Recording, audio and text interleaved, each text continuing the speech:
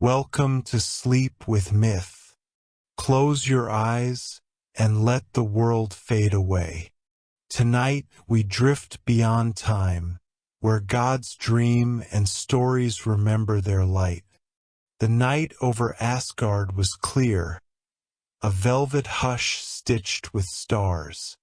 From the high seat of Valasjaf, Odin watched the edge of the world darken into something older than night, older than flame, a silence that called him by name.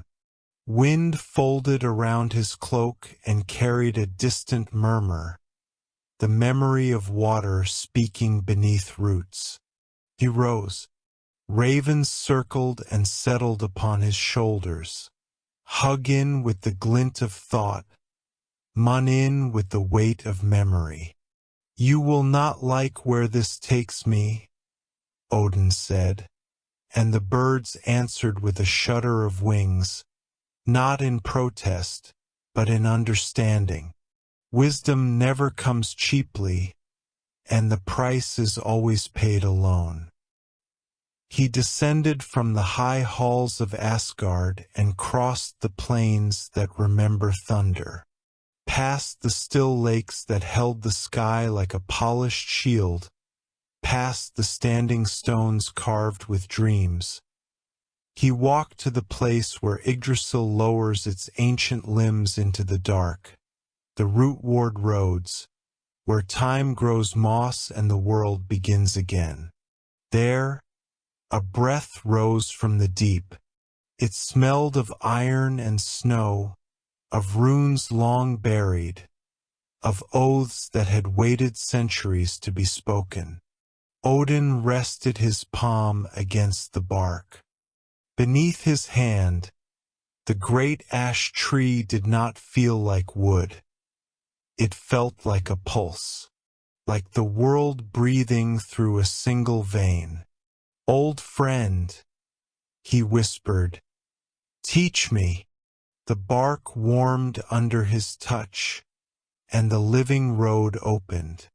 He went downward, not into dirt, but into memory.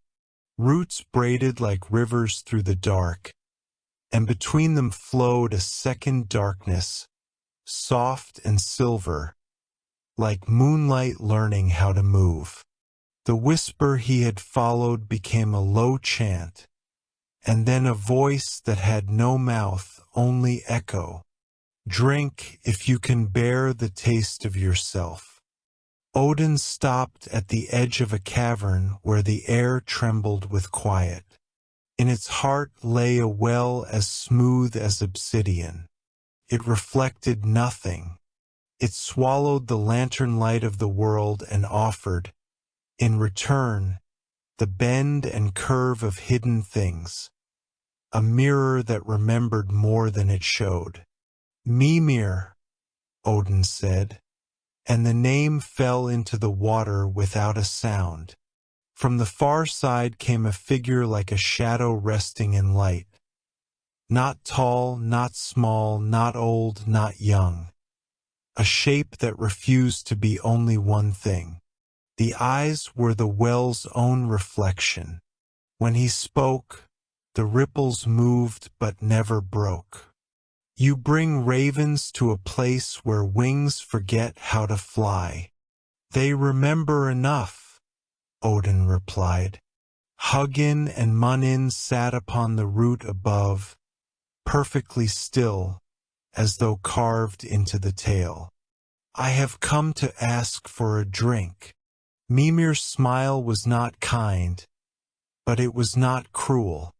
It understood. "The water here does not slake thirst," he said. "It feeds hunger.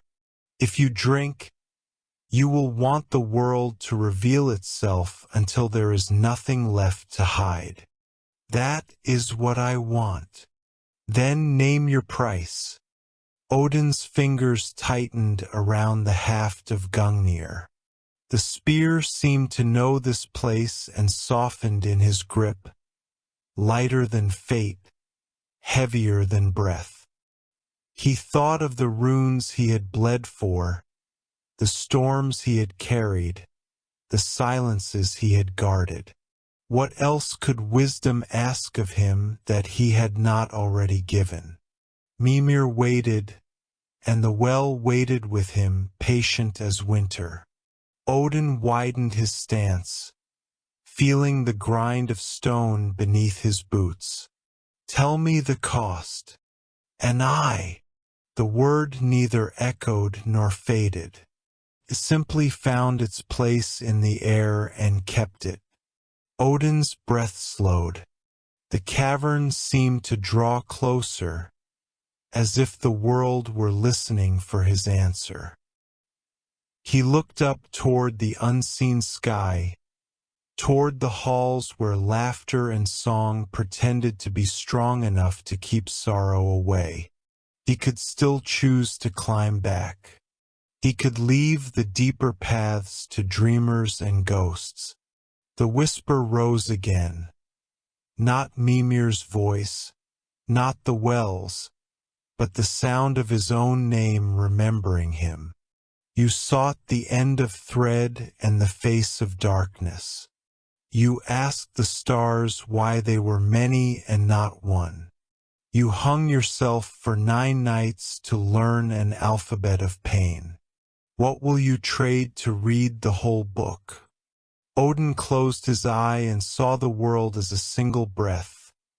In, out. Ash tree, river, fire, men, gods, wolves, dawns. He opened it again and found Mímir watching the way a smith watches iron, deciding whether to be sword or plow. "Show me," Odin said. "All of it. The cost and the cup." Mímir knelt. The well's surface did not reflect his shape. It reflected Odin's choice. Beside the rim, the roots of Yggdrasil formed a cradle, a place where something could be left safely and not returned.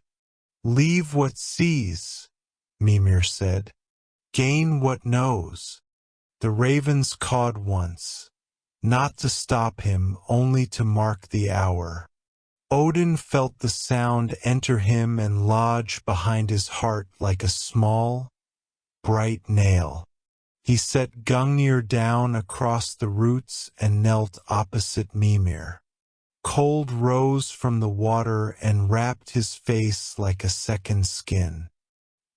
He spoke to his eye as though to a faithful companion.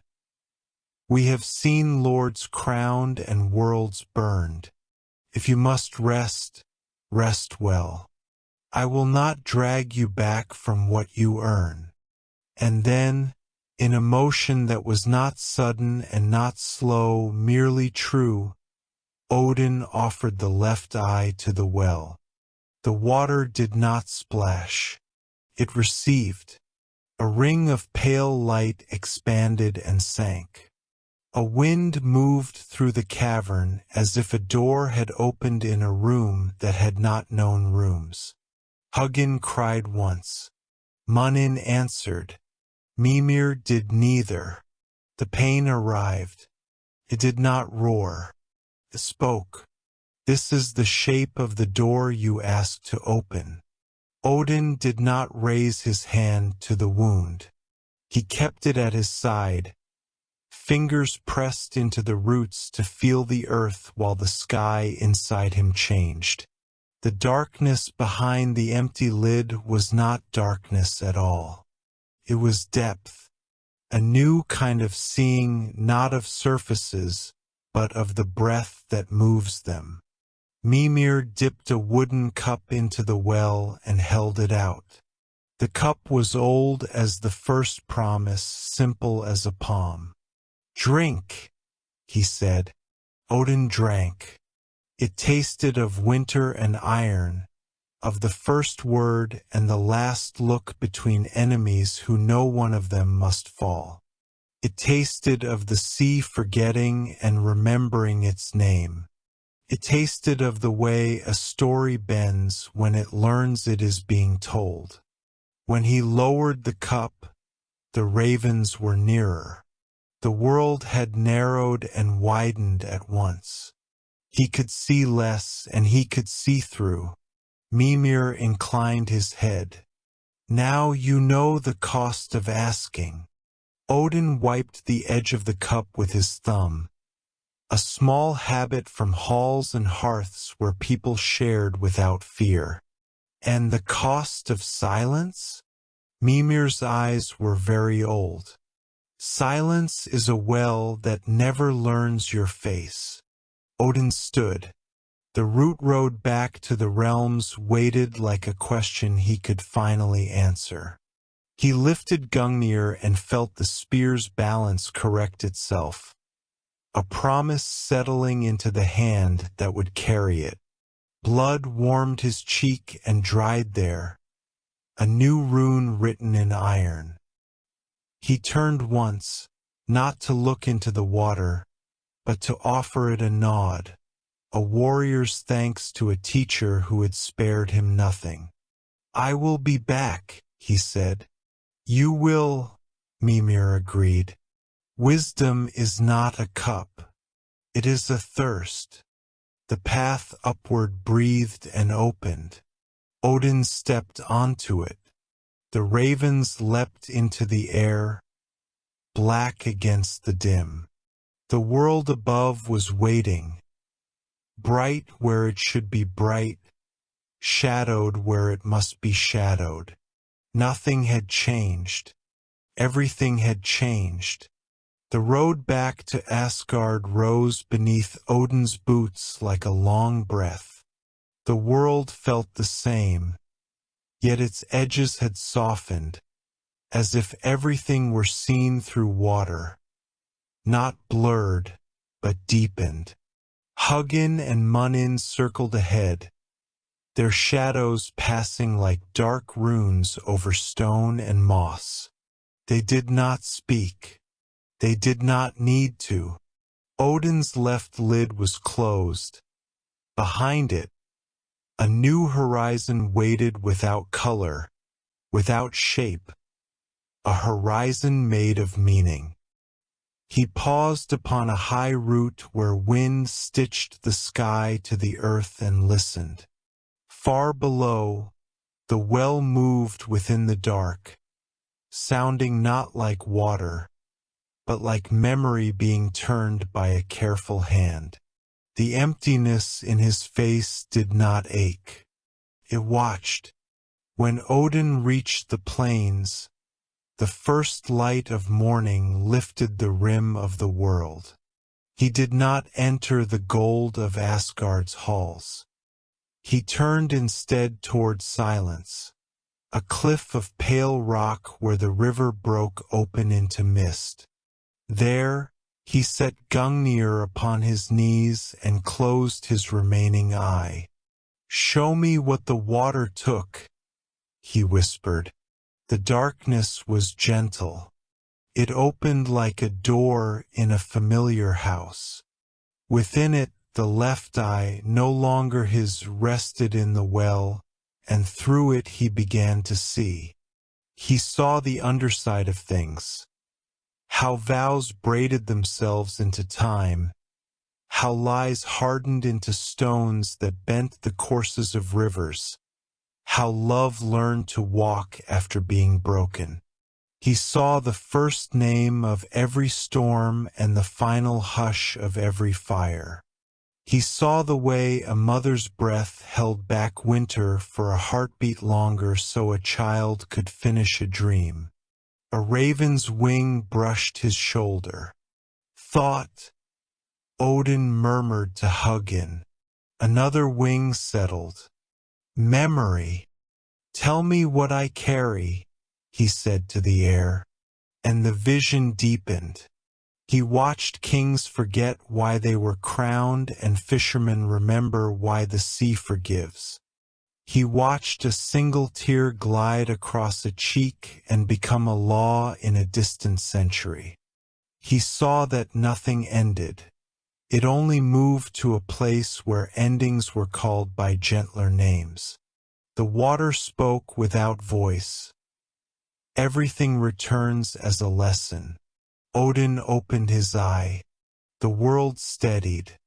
He rose and walked to the edge of the cliff. The river below flared white against the rocks and fell as mist into the green. In that mist he read the smallest writing, threads of light between drops, a runic script the day hides.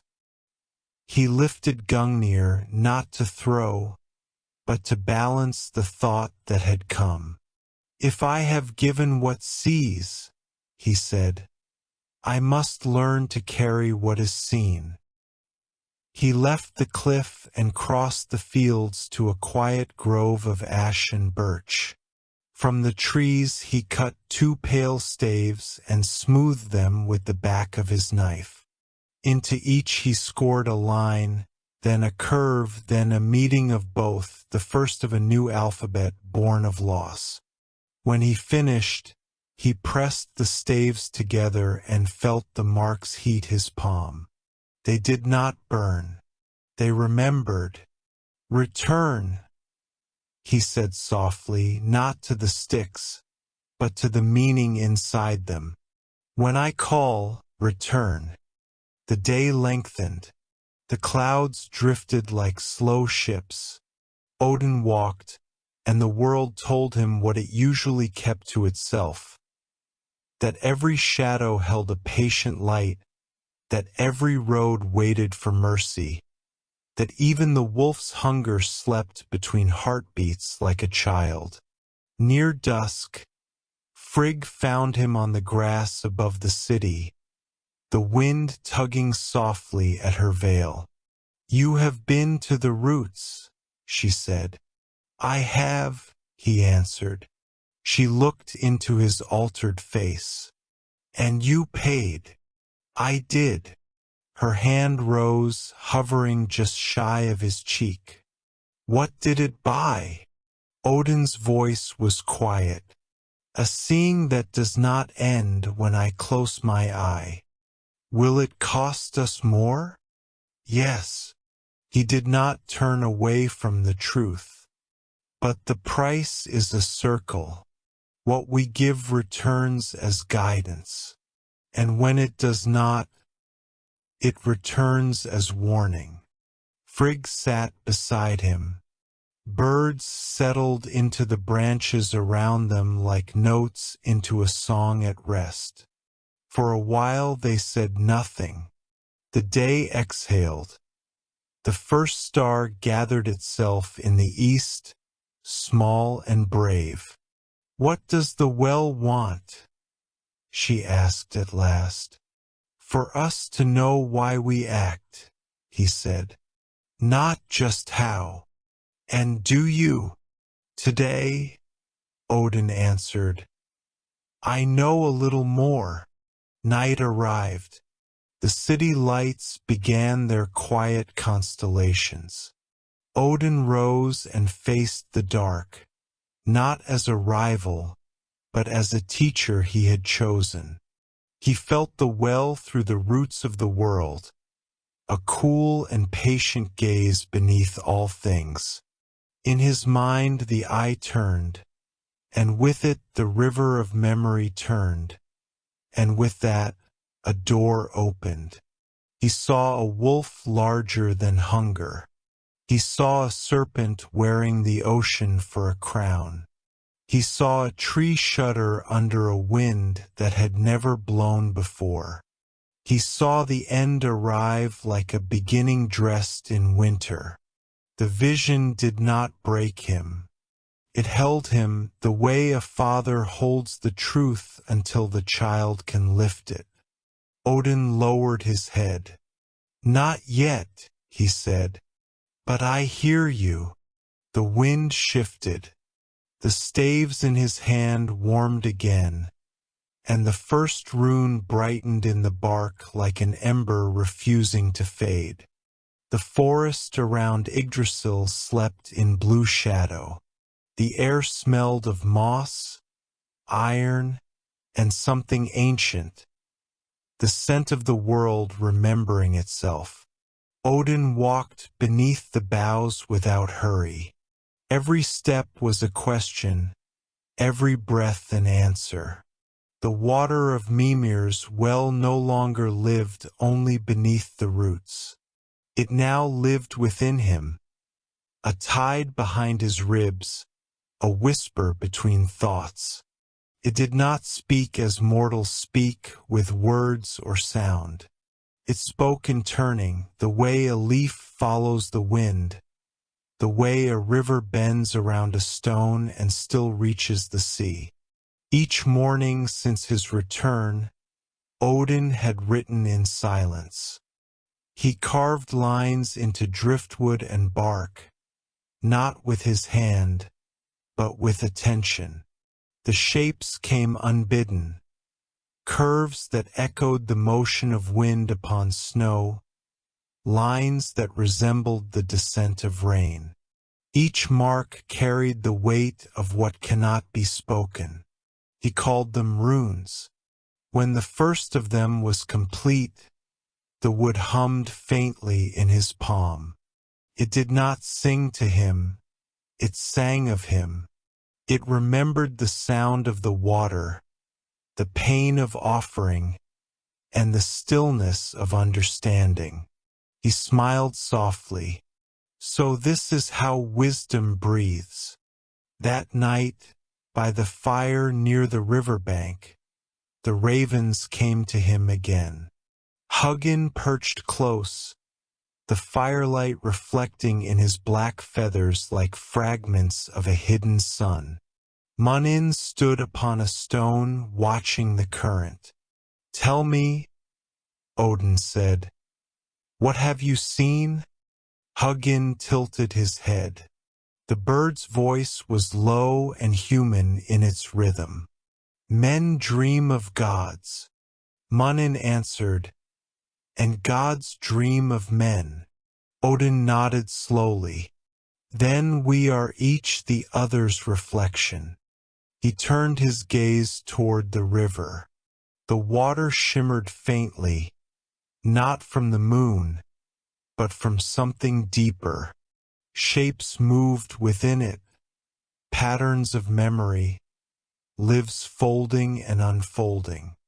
He saw the reflection of a farmer teaching his son to tie a knot, a woman whispering to a dying friend, a wolf standing guard over a grave that no one else remembered. Each moment shimmered, bright for a heartbeat, then gone. "Knowledge," Odin murmured, "is not a crown. It is a mirror that asks what kind of face we are ready to see." The water stirred. From its surface rose Mímir's voice, not a sound, but a tremor within thought. "You drank to see. Now learn to listen." Odin closed his eye. The voice continued. "The world does not need more who look. It needs those who hear what it is saying. Every root, every tear, every death repeats a word, and that word becomes your language." Odin bowed his head. "Teach me to listen." And so the lesson began. The river slowed. The stars above bent their light toward the water. Odin knelt and pressed his hand into the current. What he touched was not liquid. It was time itself, folding and unfolding. Every droplet was a memory, every ripple a choice. It spoke without order, yet with perfect harmony. He felt the cry of a mother becoming the birth of courage. He felt the silence of a fallen hero turning into a song sung by strangers centuries later. He felt every echo that had ever been misunderstood finding its way home through patience. And in the heart of that water he felt himself, not as a god, not as a ruler, but as a single drop returning to the sea that dreamed him. When he opened his eye again, the fire was dying. dawn had already begun to breathe through the branches. The ravens were silent, and for the first time since his descent, so was he. He did not speak. He understood. The runes before him glowed faintly, soft blue marks carved by a hand guided by something older than will. He picked one up, turning it between his fingers. It was small, imperfect, but alive. The water within him hummed. He whispered, "Let the world remember this sound." He pressed the rune into the soil beside him. The earth trembled lightly, as if recognizing a voice it had almost forgotten. The first word of the gods had been spoken, not in command, but in reverence. Far away, beneath the roots, the well rippled once more. Mímir's whisper reached him, faint as dreamlight. "Now you have begun to write the world itself." The world began to stir beneath the snow. It was not spring, not yet, but something older, something that moved when knowledge touched silence. Odin stood at the edge of the northern plain, the wind curling around him like a living thought. The ravens circled above, tracing slow spirals through the gray air. He had carved the runes. He had listened to the water. Now the runes began to listen back. At first they whispered in sleep. Each mark trembled faintly when touched by light. The faintest hum would rise from them at dawn. Not sound, but feeling. A vibration that spoke directly to the pulse. Then one night, as Odin slept beside the fire, the runes spoke aloud. It was not language. It was understanding. The sound began in the air, soft as frost cracking, and grew into a single tone, low, patient, endless. It wound around the flames, through the bones of trees, through Odin's dreams, until even the stars above flickered in rhythm. Odin opened his eye. The fire had dimmed, but the runes around him glowed with a pale blue light. They hovered an inch above the ground, spinning slowly, forming circles within circles. From their light came memory, the shape of stories that had not yet been told. He saw the birth of names, the first song of the wind, the promise between two lovers that would one day create a kingdom. He saw words not yet spoken, but already waiting. Odin rose. "Who speaks?" The answer came from the air, from the earth, from everything at once. "You do. We are your breath made visible." He knelt, hands trembling. "Then I have created you?" "No," said the runes. "You have remembered us. We were always written, you only learned to see." The wind shifted. The fire went out. Odin's heart beat once, twice. Then the rhythm of the runes took over. The sound was inside him now, shaping thought into form. He could feel the weight of meaning, heavy, luminous, alive. He understood then that the runes were not his tools. They were mirrors, each one showing him what the gods refused to admit, that even creation requires listening. He drew his knife and carved a new symbol into the frost. The metal shivered against the ice, and when he finished, the line glowed faintly. This rune was unlike the others. It bent inward, as if turning its gaze upon itself. "What are you?" he asked. The rune pulsed, memory made visible, and in that instant Odin saw the truth, that the runes were not just letters. They were bridges between silence and form, dream and word, God and mortal. The wind howled. The sky answered with lightning that made no sound. Odin felt the world itself learning to speak.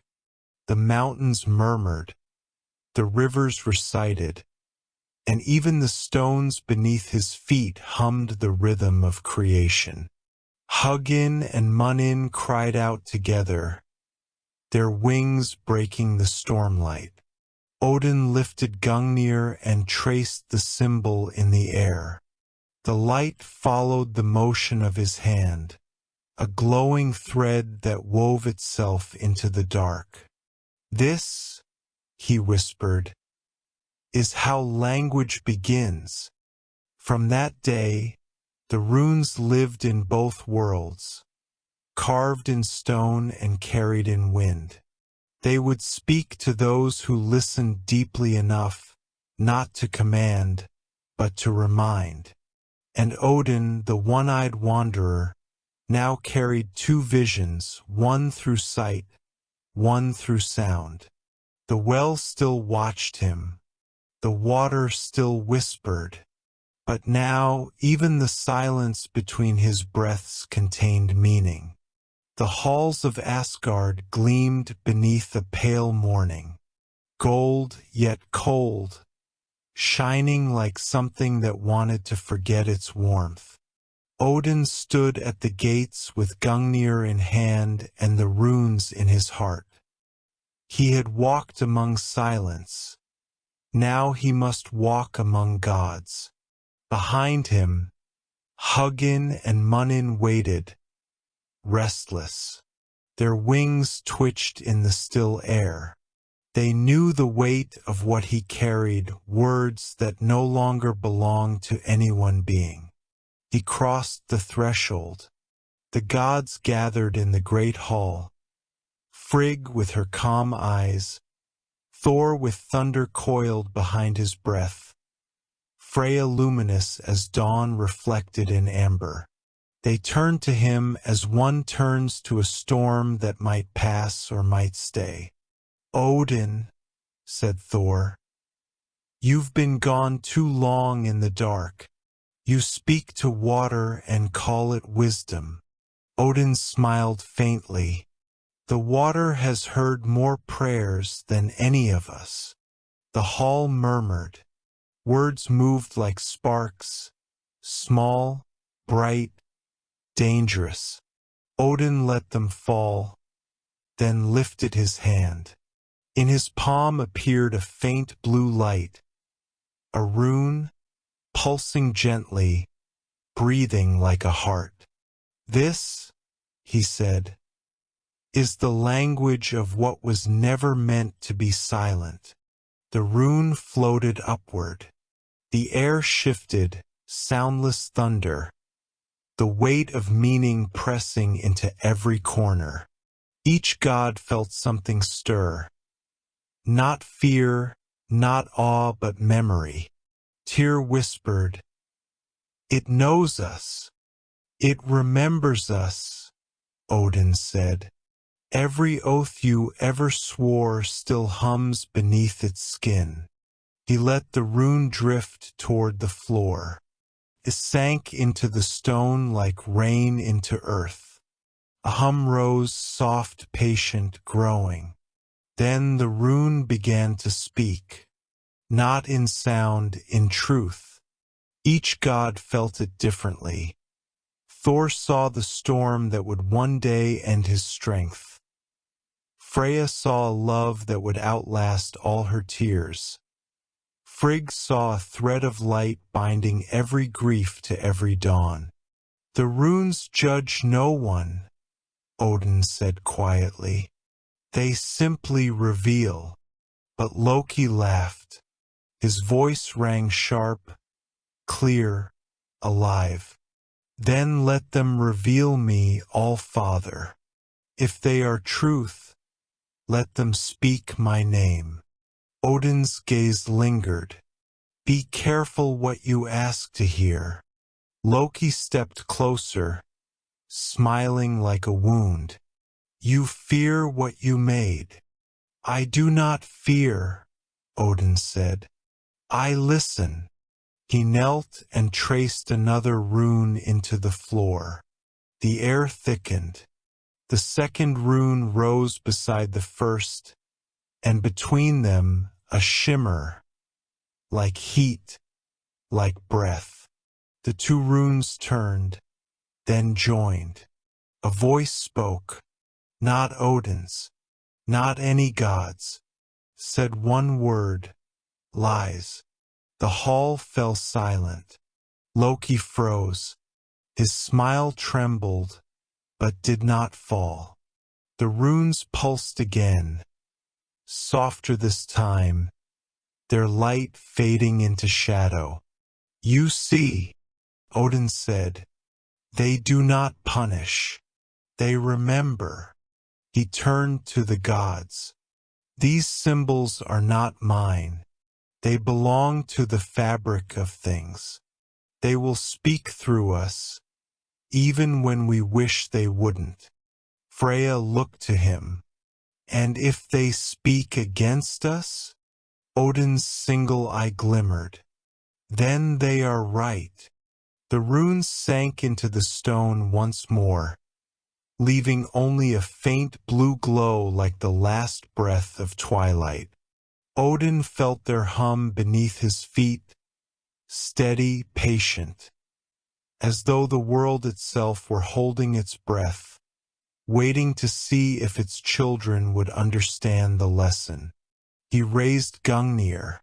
From this day, none shall write without knowing they are written in return. Every word is a mirror, every vow a rune. The runes sank into the stone once more, leaving only a faint blue glow like the last breath of twilight. Odin felt their hum beneath his feet, steady, patient, as though the world itself were holding its breath, waiting to see if its children would understand the lesson. He raised Gungnir. From this day, none shall write without knowing they are written in return. Every word is a mirror, every vow a rune. Outside, thunder rolled. Not Thor's, but the echo of a sky listening to its own name. Night fell across Asgard like a long breath exhaled by the stars. The gods slept, all except one. Odin stood upon the high plain where the wind whispered through roots hidden deep beneath the earth.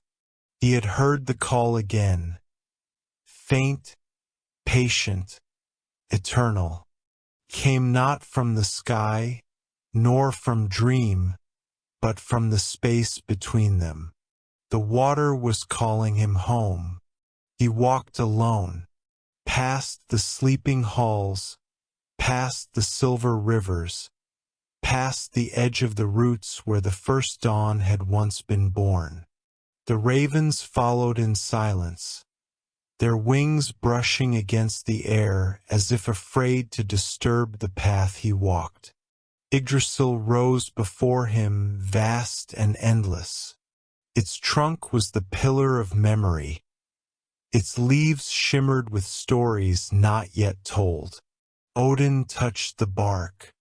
The pulse answered, slow, steady, alive. I have written what I could, he whispered. But words are still smaller than what they mean. The tree listened. Then, with the sound of the world inhaling, the roots opened once more. He descended, down through the soil of dreams, past the bones of forgotten prayers, past rivers that ran with memory instead of water. The deeper he went, the quieter everything became, until even thought was a sound too loud to carry. And then there it was, Mímir's well, still, dark, endless.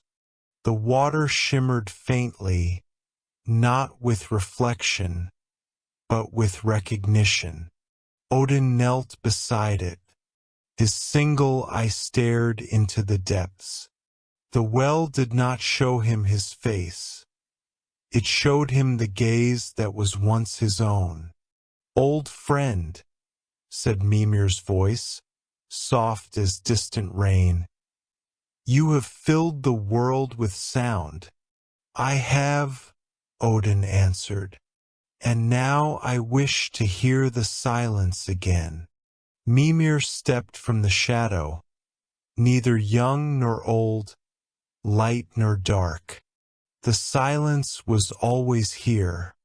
You only needed to stop naming it. Odin smiled faintly. "Then teach me to forget." The water stirred. To forget is to remember differently. Odin leaned closer. "Will the well take what it gave?" "No," said the voice of the deep. "It will make space for what comes next." He removed Gungnir and laid it across the roots. The spear glowed once, then dimmed. A promise released. Hugin and Munin landed upon the stone, folding their wings. Even they were silent. Odin closed his eye. He saw the runes, all of them, floating within him like stars beneath water. Each glowed with its own memory of words spoken, lives changed, truths learned. Then, one by one, they began to fade, not into darkness, into peace. He felt the weight lift, the thirst ease, the knowing dissolve into being. It was not loss, it was return. Mímir spoke once more. "You sought to see the world. Now become its sight." Odin leaned forward. The surface of the well rippled. For a heartbeat it reflected both the sky above and the roots below, heaven and earth in the same breath. Then, as he touched it, the two became one. The water rose around him like breath around a spark. He did not sink. He became still. When he opened his eye again, he was standing beneath the stars. The ravens circled once and flew outward, carrying silence to every corner of the world. Yggdrasil whispered through its leaves.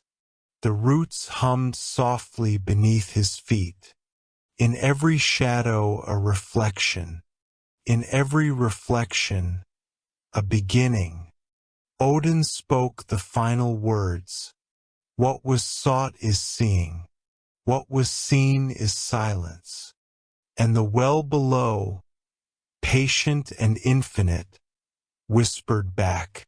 So ends the thirst and so begins the dream. Thank you for listening to Sleep with Myth.